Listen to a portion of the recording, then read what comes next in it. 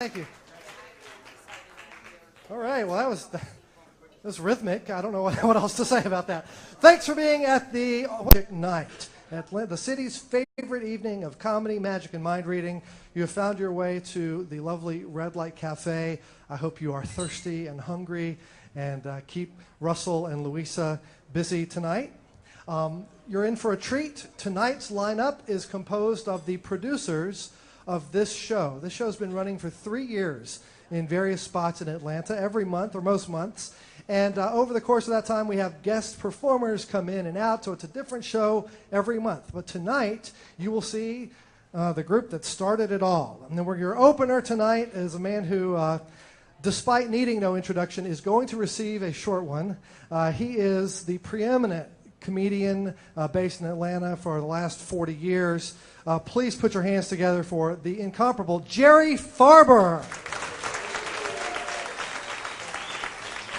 Thank you. One more time for Joe Turner, always a headliner wherever he is. Thank you, everybody. Thank you. When we started this odyssey 3 years ago and started booking magicians and mentalists and mystery entertainers for Atlanta Magic Night, Jerry Farber and I talked about it, and there was one missing piece, and I knew immediately that the missing piece was Joe Turner.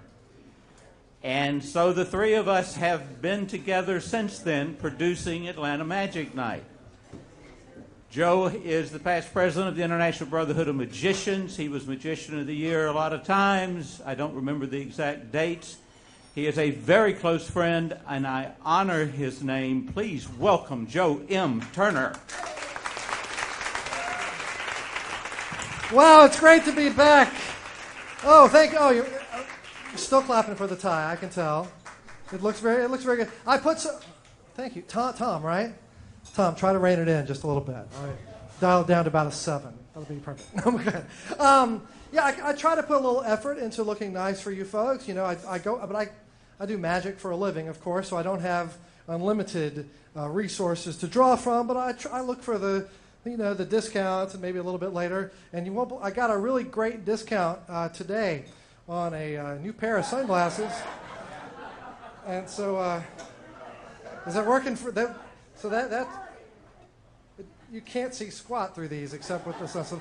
So that's good. I went to see the eclipse yesterday with my son, and we were talking about how everybody was going to be getting rid of these glasses and what to do and all of that sort of thing.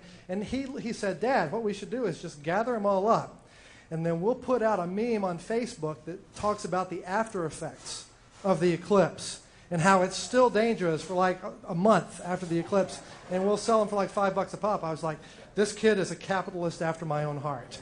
So very good. We'll see that. So my responsibility tonight obviously is not the comedy, or you would be laughing more, and it's clearly not the mentalism, because that's why Mark is here. So I'm going to do some illusions for you. And what I do mostly as an illusionist is sleight of hand. So I'm going to show you a variety of impossible experiences this evening. But before we go any further, I want to make sure that we're all on the same page when we talk about magic. Magic is a word that sometimes gets misinterpreted. I sometimes speak in corporations, and that's not so much a problem. They're accustomed to entertainment and corporate things. But sometimes I speak in churches, and some people hear the word magic, and they get very anxious about, why do we have this guy here? And I'm talking about an illusion. So I'm going to make sure everyone knows what I am talking about when I use the word illusion. So I brought some rope with me this evening because I knew I was going to Midtown. And that's all right. Now, there's a small child in the background, so please, everybody, please be careful. But if she gets out of hand, if you're out of Benadryl, we can use this. I've got 3 pieces of rope. You can tell they are 3 different lengths. Just if you put all of them together. In fact, I've got one right here. This is the tiny piece of rope. And it was Morris. Morris, I'm just going to toss this to you, if you'll catch that. Make sure it is what it appears to be. And I have a somewhat longer piece of rope here. Some people might call it medium. Tom, I'm going to toss this to you. Just examine that. And here I have a really long piece of rope. It's a magnificently long piece of rope. And how about Mike over here? I'll just toss this to you. Please pull on it and make sure to. And it was Sarah. Here I have a solid steel ring, a hoop, and I'm not going to toss it to you. I'm just going to walk it down because I don't want any injuries here. So if you'll just hold on to that.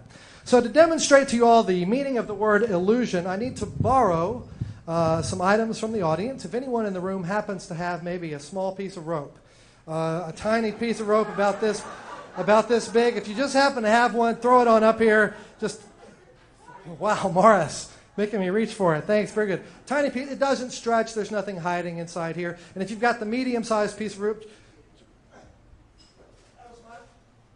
that was my bad. I'm a magician. I was obviously not an athlete. Spent a lot of time at home alone in my room.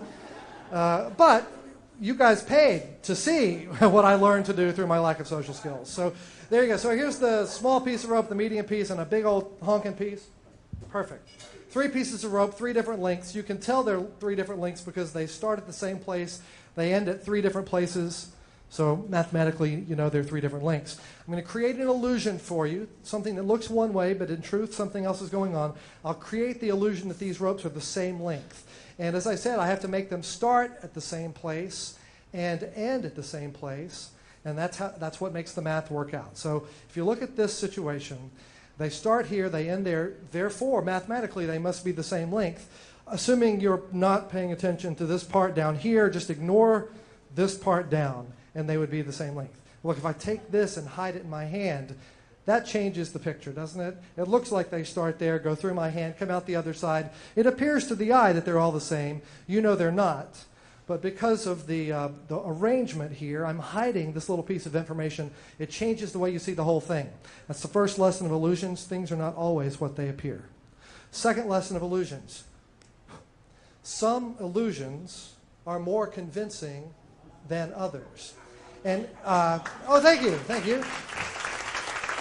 Rope 1, rope 2, and rope 3 pieces of rope, all approximately the same length. In fact, I don't need 3 pieces of rope for this illusion. I don't even need 2 pieces of rope for this illusion. I just need 1. So with any luck, we can just, if you had the chili tonight, take a deep breath and just blow. And the fibers will just melt together right there. And the 2 pieces of rope will join together. Thank you and you. The rest of you. Hey. You're waiting for it to get better. I understand. If you happen to have a small silver hoop, don't throw it. Just walk it on up here. Now I can do the illusion I planned to do for you. We've got a rope and a ring. There's 2 ways to describe the situation. You can say that the rope is going through the ring, or you can say that the ring is on the rope. Both of those are grammatically correct, accurate descriptions of this. I prefer to say that the ring is on the rope because now you could say it's tied onto the rope. The ring is tied on the rope, and that's for your safety, right? So if I'm watching. I'm keeping it down. As I said before, I do magic for a living, so I'm not full of resources to replace all the lights. Now, I'm going to create an illusion for you that this ring is off the rope. Now, watch closely. This is a good one. Okay, the ring is on the rope. You can see that. And the ring is off the rope. Look. See it?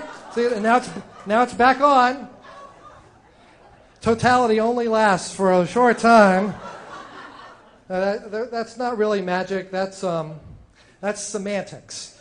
But it just goes to show that words can also be used to deceive, which is a good thing to remember every 2 years in the United States. Very good. There's the ring. You thought when I said the ring would come off the rope that maybe it would just sort of melt through the atoms of the steel and pass right. Oh, thank you now.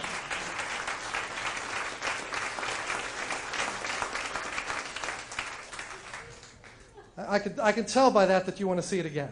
Raise your hand if you'd like to see the ring go through the rope one more time. Thank you. It's a magic show. Of course you do. And there it is. The ring goes through the rope. It's the same joke from before, ma'am. It's fine. When I said you wanted to see it go through the rope, I'll do it the hard way. Through the air, landing on the other side of the knot, passing through the air and through the rope with any luck. On the count of 3. What? You know, people will watch anything, won't they? It's fantastic. Thank you, God. 1, 2, 3. And the ring goes right through and lands on the other side. Now, I know you guys are all, I saw you all coming in. I met several of you. I know that you're too intelligent to believe that a ring can actually pass off a rope. You know you have to untie the ends and slide it off the end of the rope. The problem is this particular piece of rope is the ends themselves are a little suspicious. And with just the slightest provocation, the ends will pop clean off of the rope, which means I have ends here and nothing but a big middle here. Big middle.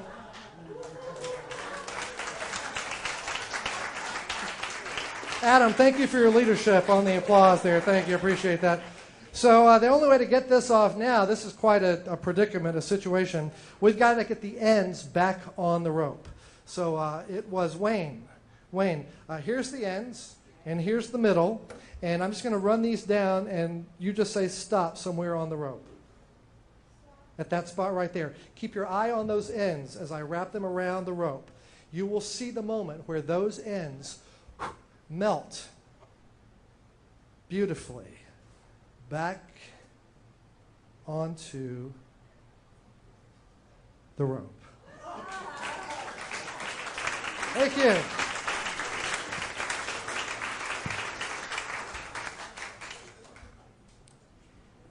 I could tell some of you weren't clapping. No, that's okay. I noticed that there's some diminishing returns in the performance of magic. And so I can tell that you're probably ready to get to the end. So let's just skip on ahead. We didn't start with just one rope. You may recall that, I got it off there. That's fine. At the beginning, we didn't just have one rope. We had how many ropes? You guys are really paying attention. Okay, well, we'll just wad these back up. And do you remember that they were all about this size? Yeah. Well, yeah, we had one that was kind of a tiny little piece of rope, and we had one that was sort of a medium-sized piece of rope, and we had one that was kind of a large piece of rope, and that's the meaning of the word illusion. All right. See, Mark, that's how you cut to the end when they're not with you. You just skip straight to the end. It's good. All right. Well, I've mentioned a couple of times that I do magic for a living. And I know what you're saying. Oh, my gosh, another office job. I didn't always want to do magic for a living. Because it's so corporate, really, if you think about it. It's just so boring. Everybody does it. It's formal. It's expected. It's not what I originally wanted. What I originally wanted to do was a little more outside the box. I wanted to be a superhero. I hear some chuckling. I'm not sure is it just because of this? Is that what you're laughing at? It wasn't always this way. When I was younger, it was, and I in fact, where'd Jerry put my picture? You saw his face was taped over that. There's someone else under there. But I just dreamed that it would be cool to maybe audition to be an Avenger or a Defender. If you're watching Netflix right now, that would be awesome. Of course, he got beat up pretty good. So I sent in the little interest form. I don't know if you ever read Marvel Comics, but in the back, after the Sea Monkeys, there was a little thing you could fill in to send it in and say, I'd really like to audition for the Avengers. And so they sent me the audition kit.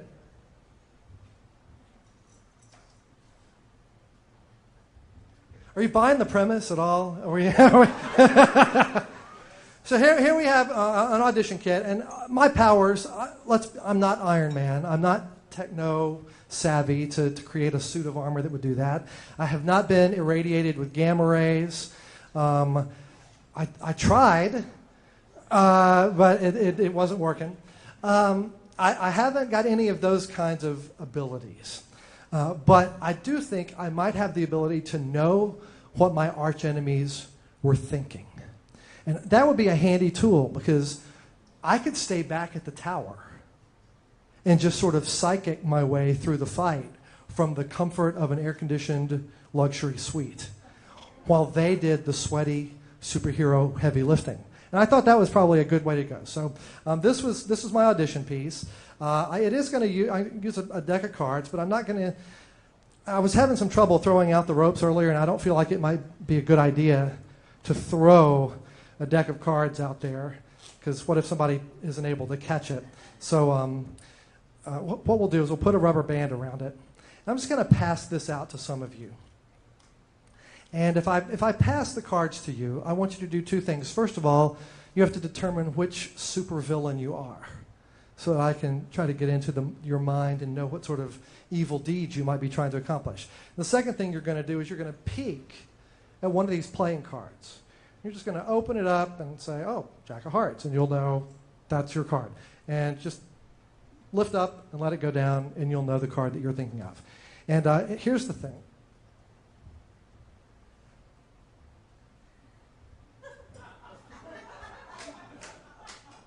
I'm Team Cap, let's be honest. So we're going to drop these in here, and I'll just pass these out to some of my friends. So it was Joe, correct? If you'll just reach in there and grab out that pack of cards and lift it up to your eyes, crack it open, take a look at one card, and put it back in when you're done. Have you done that? Did you show your accomplice here, your sidekick, what the card was? Okay, well, that's okay. Well, I'm just going to focus on you, but now it may affect the supervillain that you want to be. So we've got a supervillain who is now thinking of some secret piece of information that I'm going to need to get. Let's see, who else? How about, was it Nancy in the floral right behind it? Nancy.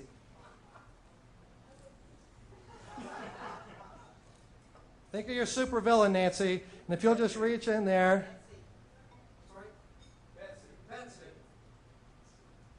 Very good. Peek in there, look at a card, and put it back in. Remember your card, Betsy. So we've got a couple of supervillains now thinking about it. And let's see, what have we got? Pete.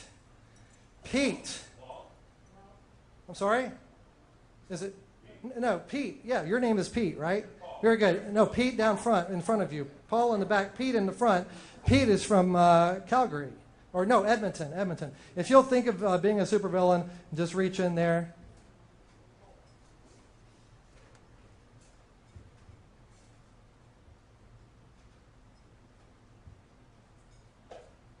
Thank you for that. So let's do one more.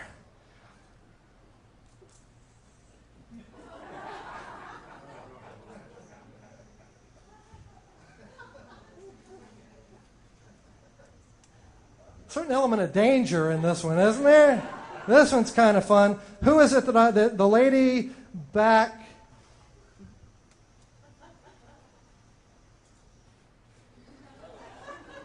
What's your name? Vicky, reach in there, crack open that deck of cards, and just peek at a card. Can you see one? Got it.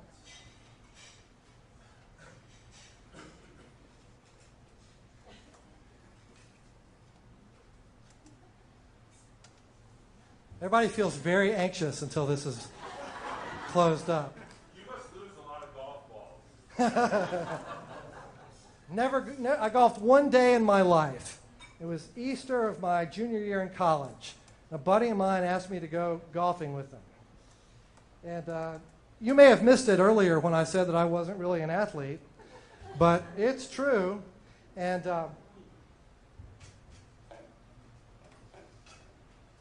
it was the most frustrating day of my life. Went out there, tried to line it up, hit the ball. If it went somewhere within 180 degrees of the direction that I actually intended it to go, I counted as a win. That was a rough day. So as Mark Twain said, a good walk spoiled. So if you have chosen a card, please raise your hand. Please raise your hand. So we've got a few of you. And I don't want you to come up on stage, but if you'll just stand where you are. Stand where you are. And so we've got Joe. Do you remember which supervillain did you determine you were going to be? Oh, the Green Goblin. Excellent choice. Excellent. Are you senior or I think junior kind of got after it too there. So very good. So Osborne. Is that correct? Norman Osborne. Very good. So the Green Goblin. And Betsy, do you remember a supervillain? Who were you? Pick one for you. Let's say, how about, what's a good Marvel supervillain female? Is she DC? I think she's DC. We have to keep this technically correct, people. I know you just work with me here.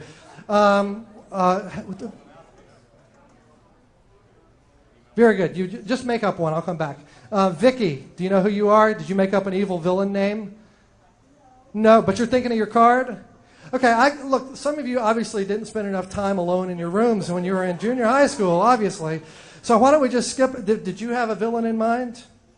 The Joker, DC, but we'll take it. All right, so I'm not saying that the world is full of stereotypes, but both of the guys had no problem picking a supervillain from the comic books. And the ladies were like, have no idea. So very good. You were doing more constructive things. That's very good. Please think of the cards that you chose. Don't say anything out loud. I feel like I've been able to venture into the recesses of your mind a little bit. And if I call out the card, I'm going to call out the 4 cards. If I call out your card, I just want you to sit down. And if everybody sits down, I will know that it has been successful because I will hear an amazing round of applause. So listen to all 4 cards. And I think we've got, well, that's interesting. I have a 7 of spades, a 6 of hearts, a 3 of diamonds, and a 2 of hearts. If I called your card, please sit down.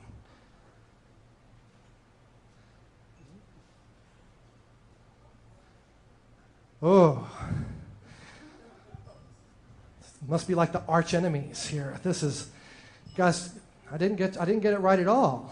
Think about it. Okay. I got a black card for both of you. Let me see what I can get.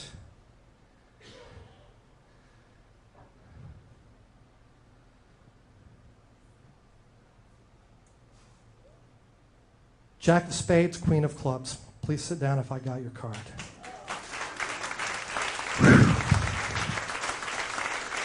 All right.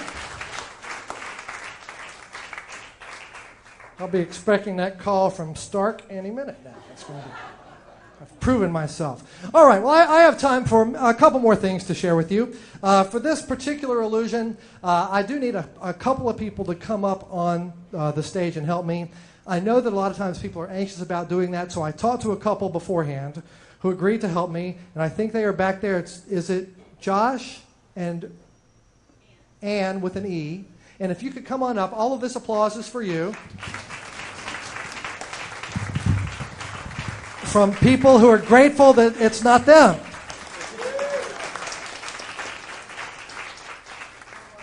you very much. Josh, you stand to my left. Why don't you go to my left? And we'll put Ann over here on my right. Hello, Ann.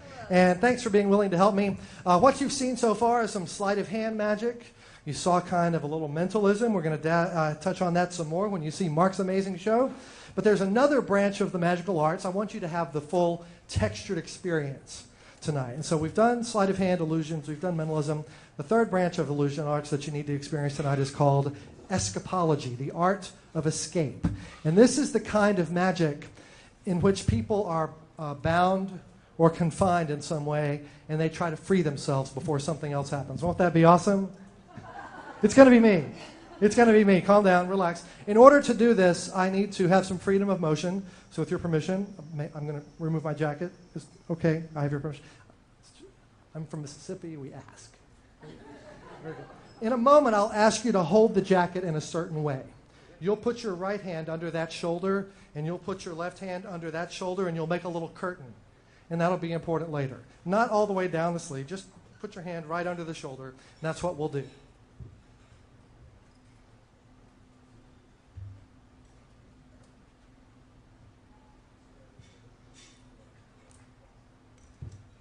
In order to do an escape, I have to have something to escape from which to escape. I like to be accurate. So I brought some rope, as you saw before, and hold on to the rope. Please pull on it. Make sure it is legit. Cotton poly blend. This is actually a nylon blend with cotton to be a stronger kind of rope than the rope we were using before. Pull on it. Make sure there's nothing sneaky going on. It is what it appears to be, standard issue hardware store rope. In the event I cannot free myself, I have come prepared with an OSHA-compliant magic emergency kit, which we will use. You'll see in here, Josh, that there's a pair of scissors that you can use to cut me out. In case case I cannot free myself. Now, if you have any sensitivity to light, if your eyes are sensitive, if you're still a little sore after the eclipse, then I'm going to invite you to avert your eyes now, because I'm going to roll up these sleeves, and you're about to see a glaring white forearm. Look at that. Look at that's. I mean, there should be applause for that. Oh, thank you. It takes effort. It takes effort to be that pale. But I roll this up so you can see I don't have another pair of scissors hiding up my sleeves. Nothing but just skin slightly perspiring from being on the stage. I'm going to take this. We'll start with a single knot. Please hold the ends. I'll put my wrist through there. I want you to pull it as tight as you can. I'm not kidding. Good? No, I said it's Okay, well, that's okay. Pull it tight. And use both hands. I'm not kidding. Pull it as tight as you can. Okay, I'll be honest with you. I'm feeling that. Can you see that? Can you in the back see that? I don't know. Up front, you can see my skin is being wrenched into this knot. You can see that, right? It's sort of the folded and caught in the knot there. You see that little pinch right there? That's good. It's good. If you keep the pressure on, Pull. Did you feel it cinch down a little more? Yeah. If I flex, you can feel the tendons and ligaments pushing against the pressure. That means we're almost to the bone. So that is good. That's good. And in fact, tonight we got a bonus for the August attendees. Some of my hair has also been caught in the knot. So I'm going over and above for you folks tonight. And if you let go, just drop the ends completely. Just let go completely. You can see it maintains the pressure. It doesn't let go. That's because it's a little damp up here, and I'm hot, and it's cotton. So it was Ann. I want you to take the other ends and tie. I'm going to turn around this way. Tie my other wrist. Josh, help her make sure that the first knot she ties is super tight and goes all the way down so that there's no slack. Pull it tight. Pull it tight. All the way down. Now, did you feel it? It went like another inch down. Pull it tighter. Let it. Put your finger on that if you want to. Make sure there's no slack in there. And put another knot on top of that. I'll be honest, you're doing that with authority. That is really good. That is good. You're taking no prisoners, really, is the way that we like to do this. And now that is tight. Can you put your finger between the rope and my skin? Just the nail. I felt the nail. That was good. The nail is good. And you can't put your finger between my rope and the skin on either wrist. Put another knot on top of that. Tie another knot there, Josh. Because she did the first one so tight, there's plenty of room for another knot. Okay, leave my shoulders in joint. That's good. All right, now I want you to grab that jacket and hold it the way I showed you a minute ago. And you'll do it on the upstage side. That's this side of the microphone. I'm going to let some folks in the audience check out this knot.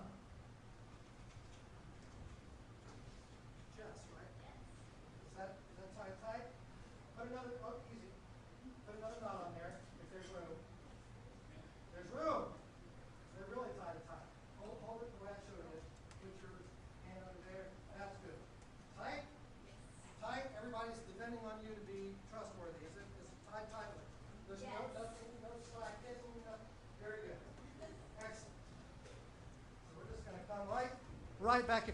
Go ahead and put your thumb. Just put your thumb all the way under there. Now, in a moment.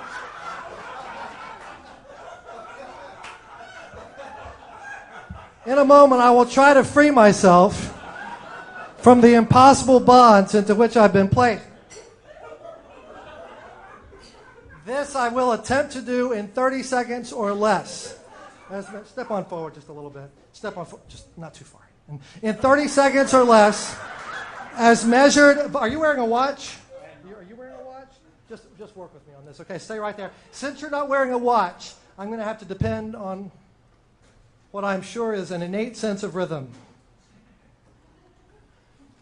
We could be in trouble. We'll see. I just want you to hold up your left hand, and start snapping.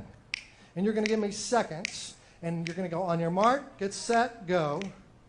And then I'll have 5, 10, 15. You'll call out those intervals. Now, I won't be able to free myself if I'm bound in front of my body, by the way. No, don't start yet. See, I'm bound in front of my body. I don't know how that happened, but to get free from in front of my body means I have to go through the torso, through the spine, out the back. It's quite a mess. Nobody wants to clean that up. So I'm going to ask Ann if you'll just put that back on the stand for me.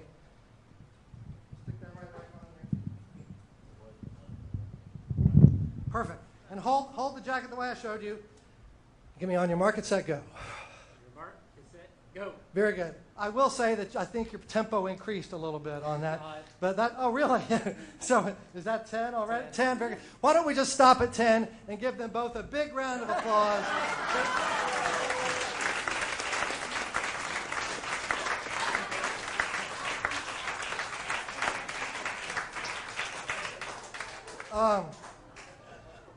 Boy, Midtown is awesome, isn't it? Yeah, it's fantastic. Maybe you should grab the emergency kit. If you'll grab that emergency kit and open it up. Of course, I'll be honest with you, I'm not sure what good those scissors will be against the cold, hard steel we find ourselves in. But fortunately, attached to the scissors, you'll see, is a ribbon, and attached to the ribbon is a key, which is a good thing to have right now, because I'm a Republican, and this is 5 shades past my record. Put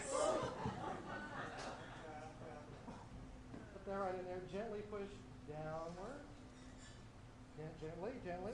Good to go? Good to go. I'll take this and this. Give them both a big round of applause.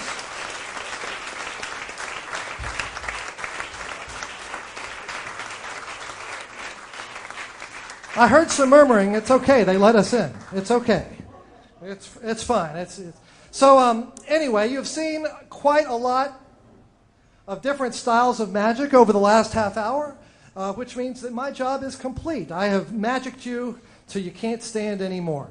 So can you stand anymore?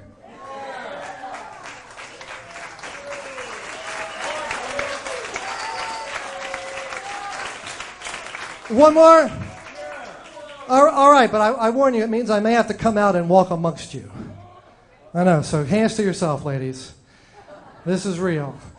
All right, so here's for my last little experience to share with you folks tonight.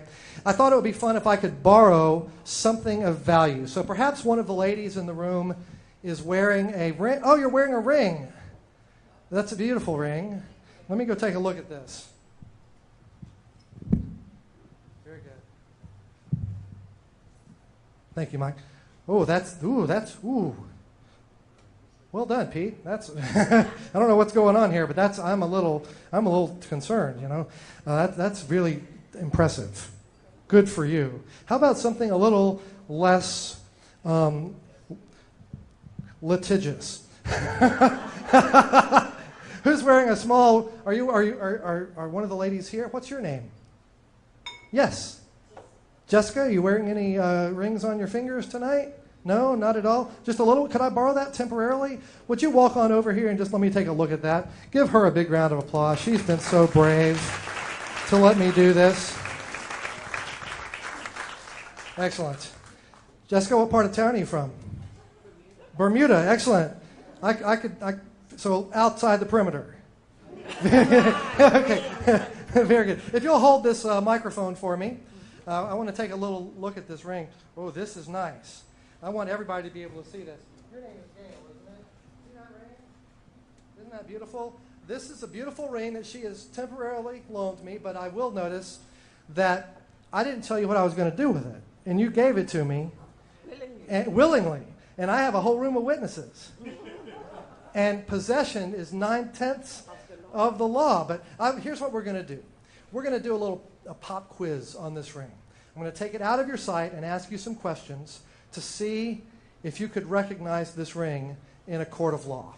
So, first question. Is there a stone? Was there a stone in the ring?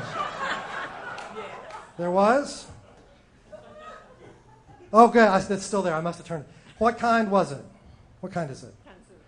Does that look right to you? Tanzanite? Blue? Okay, very good. Okay, and I think there might be some accompanying stones around the outside. What are those? Those are diamonds. Those are great. And how many? Not sure. A dozen-ish? Okay. Well, then, just as my gift to you, when you get this back, there will be one more. Oh, thank you. Yeah, so she won't know. Okay, next question. Next question. Is the setting gold, silver, white gold, platinum, titanium, or other. Gold. That is good. Gold is one of the most malleable of metals.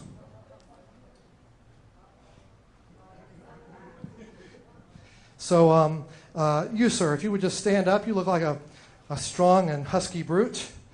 If you'll hold one hand out flat like a table, put the other hand flat on top of my hand, we're going to do a little stress test on the gold in this ring. If you'll just start applying some pressure, like a drill press, I'm feeling that, very good, and take a look. The ring vanishes, not up my sleeve, not in my hands. You can have a seat. You were a lovely audience. Good night. No, the ring vanishes, flies invisibly through the air, and lands back on your finger. Take a, but that would have been awesome, really. That would have been great. It just didn't stop there. It ricocheted. And I don't know much, but at Mississippi State, as a physics major, I did learn that the angle of reflection is equal to the angle of incidence. And this I know. There I can make my stand. And so it bounced off and it reflected into a direction and landed someplace that's been in sight through the entire show. And if you would please join me on the stage. Come on up. Come on up. Watch your step. Watch your step. Come on up another step. If you look right over there in front of the clock, you see those cables coming down? And wedged into the cables is a small black pouch. Do you see that? I'd like you to pull that pouch. Slide it out, put it up to your ear, and gently shake it. Gently shake. Up to your ear. Can you hear it? Gently. Let them hear it.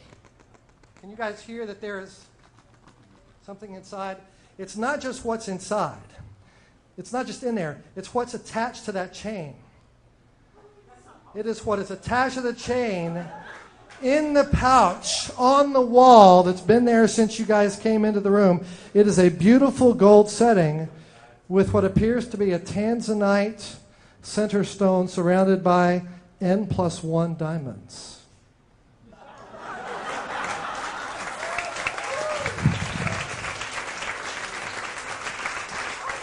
Is this the ring that you'd like to take back into your possession right now? I'll put this in your hand. That's for you. A big round of applause for Jessica. Watch your step as you go. Very good. Watch your step. Hold my hand. You guys are great fun. We'll be back in 10 minutes with the rest of the show. You want to stick around and see Mark Johnson. Thanks very much for coming out.